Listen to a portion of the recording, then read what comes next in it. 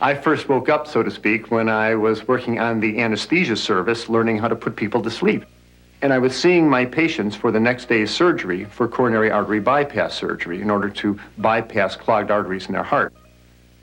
Because it was late at night, I drew the man's blood test, and when I took the blood to the laboratory and had it processed, I couldn't believe my eyes.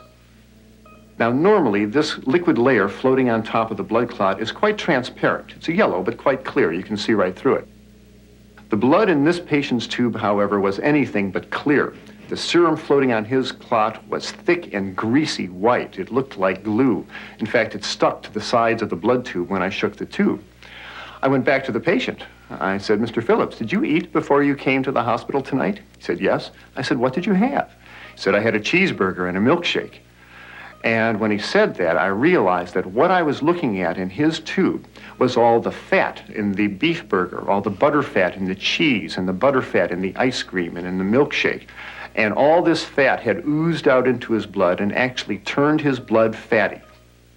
Well, 30, 40, 50 years of keeping your blood very fatty creates changes in the blood vessels that are very dangerous.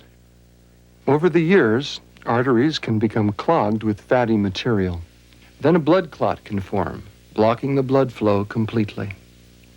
If the artery leads to the heart, the lack of oxygen can cause heart muscle to die.